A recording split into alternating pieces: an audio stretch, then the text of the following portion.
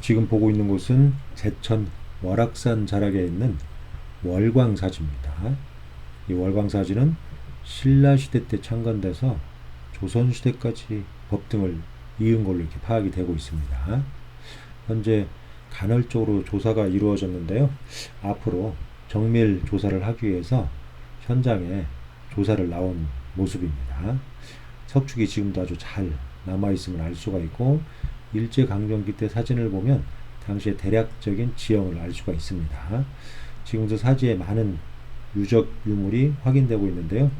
지금 이 사지 중심 공간으로 보이는 곳에 독특한 석종형의 유물이 남아 있습니다. 일제강점기 때도 이 지역에 대한 조사가 이루어질 때 바로 관련 사진이 남아 있습니다.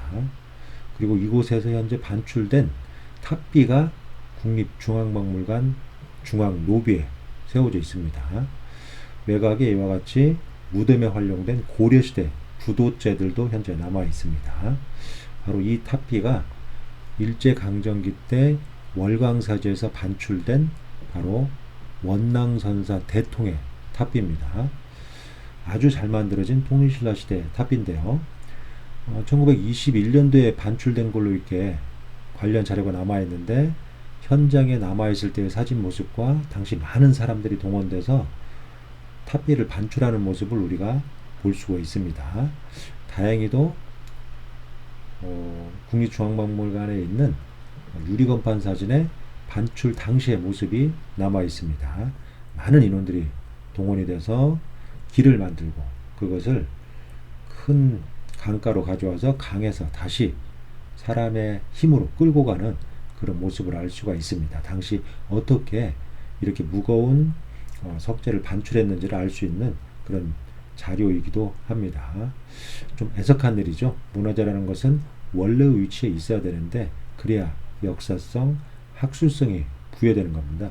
원래의 위치에서 다른 위치로 이동을 해버리면 그 문화재는 역사성이 거의 사라진다고 할 수가 있죠. 다시 말해서 진정성이 사라진다고 볼 수가 있습니다. 좀 안타까운 모습입니다. 언젠가는 월광사지가 잘 정비돼서 이곳으로 옮겨오면 좋지 않을까 그런 생각도 해봅니다. 현재 월광사지 중심 공간에 이와 같이 독특한 석종형의 석재가 있는데요. 이것도 부도에 활용된 그런 부재로 보입니다. 근데 상부에 연화문이 있고 한 가운데 원공이 시공되어 있습니다. 아마 상부에 어떤 구조물을 올렸던 걸로 보입니다. 앞으로 발굴조사가 이루어지고 그 다음에 실측조사 이런 것들이 다 마무리되어야만 현재 남아있는 이 월광사지의 부재들과의 어떤 결구관계 이런 것들을 좀 파악할 수 있지 않을까 생각이 됩니다. 그 월광사지의 서편 능선 위쪽에 이와 같이 여러 성물들이 지금 흩어져 있습니다. 무덤이 만들어지면서 부도가 훼손된 걸로 보이고 그 과정에서 이와 같이 흩어진 걸로 보입니다. 물론 일제강점기 때도 조사가 이루어져서 관련 사진이 남아있고요. 제 은사님인 정효 교수님께서 그러한 사실을 논문으로 작성을 하게 됐습니다. 일제강점기보다 더 흩어져 있는 상황인데요. 지금 보시면 팔각형 대석인데 면석부에 안상이 새겨져 있고 상면이 거칠게 다듬어져 있죠. 상면에 다른 구조물이 올라가 있었다는 걸 알 수가 있는데요. 현재 치석수법이나 다른 석조물로 봐서 이 석재는 아마 부도의 하대석의 하단석으로 보입니다. 이 부재는 건물에 활용된 초석으로 확인이 됩니다. 그리고 그 옆에 이와 같이 연화문이 새겨진 연화대석이 두 개가 남아 있는데요. 현재 이 연화대석은 연화문 끝에 기꽃이 있는 걸로 봐서 하대석이 활용됐던 걸로 보이고요.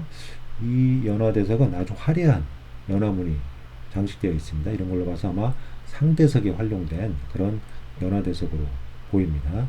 그리고 이 대석은 지대석이죠. 상면에 팔각형 개인단을 만들어서 그 위에 팔각형 부재를 올렸음을 알 수가 있습니다. 아무래도 부도가 풍수지리적으로 좋은 자리에 위치하고 있기 때문에 부도를 허물고 그 자리에 무덤을 만드는 경우가 많이 있는데, 이 제천 월광사지의 이 부도도 무덤을 만들기 위해서 허물어진 걸로 보이고요. 이 부도재는 현재 지대석, 하대석, 상대석 이와 같이 일부만 남아있지만 석재의 전체적인 취석 수법이나 양식, 그리고 월강사의 내력, 그리고 신라나 고려시대 유력한 고승들의 어떤 활동 양상과 하산세의 지정에 따른 부도와 탑비의 건립 현황 등을 고려할 때 신라 말기에 성주사 낭해화상 무염의 제자로서 이 지역을 중심으로 유력하게 활동했던 원랑선사 대통의 부도를 건립할 때 활용되었던 그런 부재로 추정됩니다. 그러니까 현재 국립중앙박물관에 옮겨져 있는 원랑선사 대보 성광탑비와 한 쌍으로, 그러니까 세트로 건립된 부도재일 가능성이 아주 높습니다. 애석하게도 탑비는 반출되고 부도재는 무덤이 만들어지면서 훼손돼서 바로 이곳에 남게 된 그런 기막힌 사연이 있는 그런 문화유산이라고 볼 수가 있는 거죠.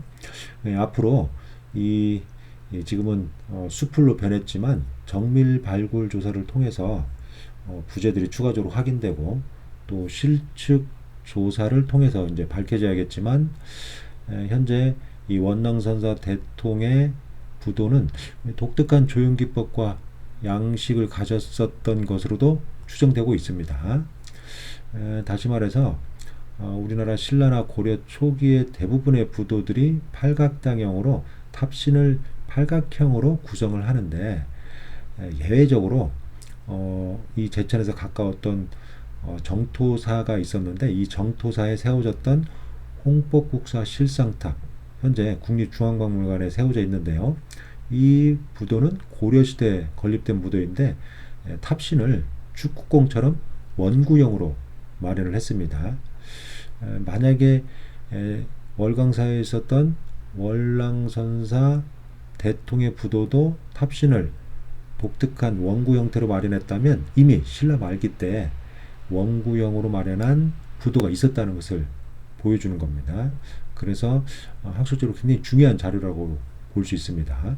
물론 그렇지 않을 가능성도 있습니다. 어쨌든 앞으로 정밀 발굴 조사를 통해서 그러한 사실이 밝혀질 수 있을 걸로 보입니다. 어쨌든 제천 월광사지는 신라와 고려시대 다양한 부도의 조형 기법과 양식을 알려줄 수도 있고요.